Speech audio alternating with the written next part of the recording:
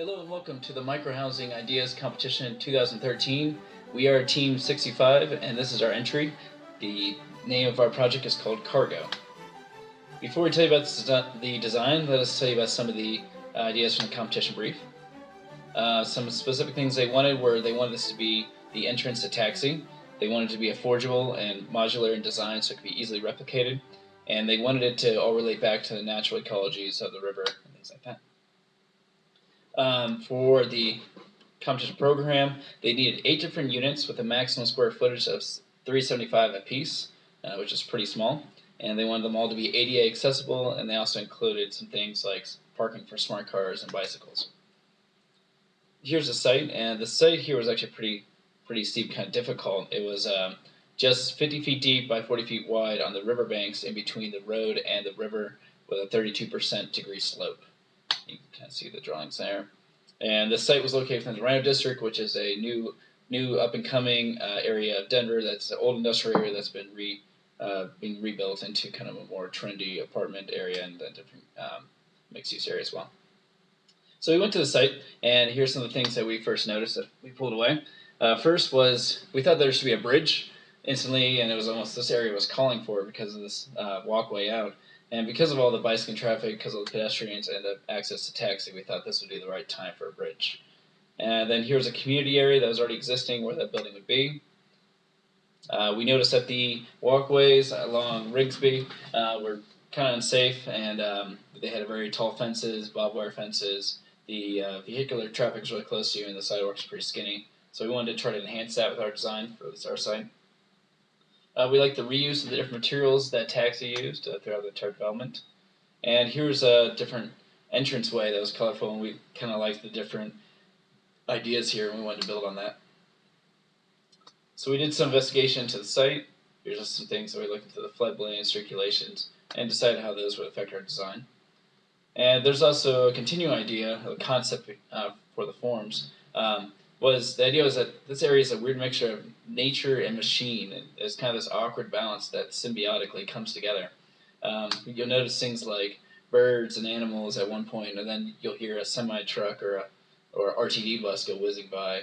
So it's kind of this mixture of both of them. Here's just some pictures that kind of show you that. You'll see the railways and different animals and fish. So it's an interesting spot. And here's a timeline that showed the different movements, blue being all the natural things are moving, then red being all the machine type of energies are moving around.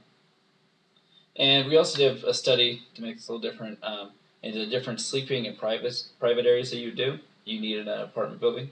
And so we diagrammed the different private activities here. So these were all the ideas that went into the design. And so let's move to the fun part, which is actually the designing, and go to the drawing boards. Here's the module. That was a pretty easy idea. Basically, it's 20 by 20 square feet with a corner cut off to meet the necessary square footage. And then what we did there was then from those corners, we radiated back into the center the different lines of the form. And the idea behind this was that this is going to be such a small space that we want to direct your eye at all times outward and outward onto the nature areas. So this was an attempt to gauge your eye and to draw it outward to make the space feel bigger than it is.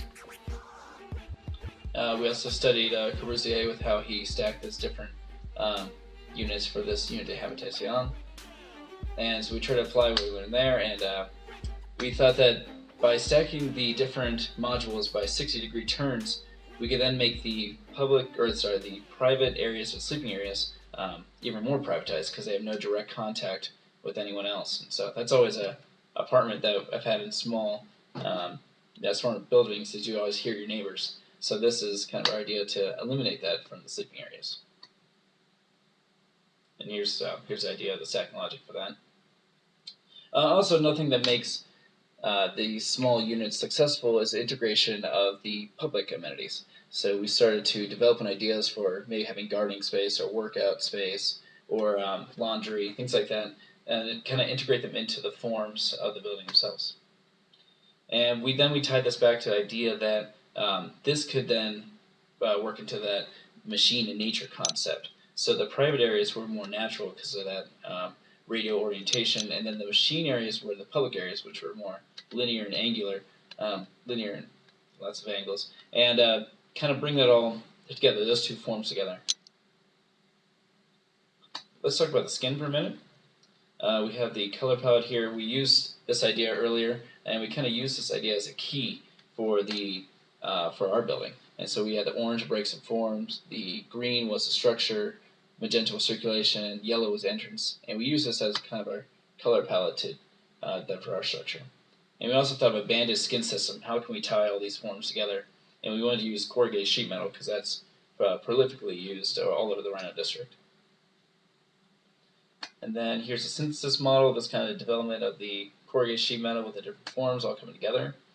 And then we started thinking about the orientation. We wanted it, since it was supposed to be an entrance, to point towards Taxi. And we wanted the people to be directed towards it. So we did that type of orientation. And what that also did is they brought the private units to all face the river, which is also another goal that we wanted.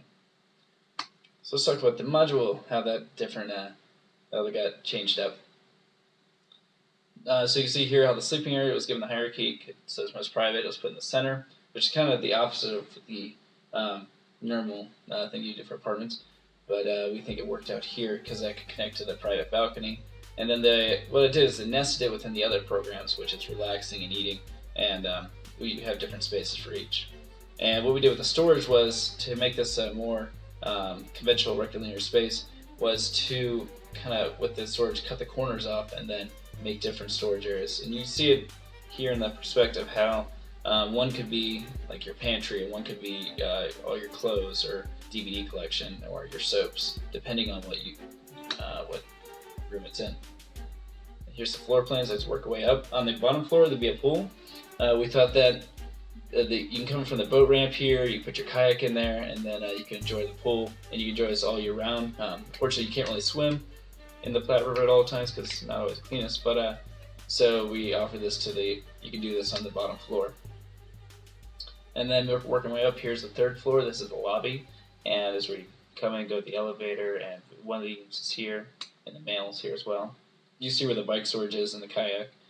And what the building code does is it goes floor plan A, floor plan B for the rest of the way up, either having 2 units or 1 unit. And then if it has 2 units, it has less public space. If it has 1 unit, it has more public space.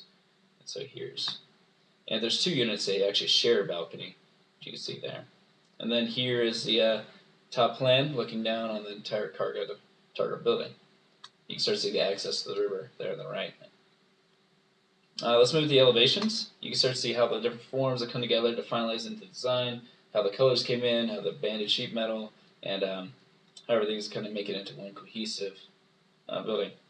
You can see the orientation, how it's pointing you into Taxi there, and you see how it's integrated into the site. Here's the view that you would have from Taxi. We wanted that you can see the circulation cutting through the middle, and we wanted that kind of enclave to kind of draw you in. And then here's the other one looking from downstream of the elevation. You can see how the public access has now been modified to get down to the river and how you get your kayak down there. And now the people from the Taxi community can all get in. And you see how the yellow is the entrance, the magenta is the circulation, green is the structure, and so it's just how all these different elements and ideas of nature and machine have come together. Here's just different rooms. So the top one is the party room. Then you have the workout room, laundry room below it, and then you have the reading room, greenhouse, and down below you'll have storage for bigger things, because if you only have 375 square feet, you need some space to store bigger stuff like, I don't know, and so we added that space. And you can just see how the colors have also worked their way inward, and so the interiors are painted the same as the exteriors to kind of bring it all together, and see how the different forms of the building can work out between the public and the private. And so without further ado, I want to introduce you to the newest building of the Taxi community. Its name is Cargo.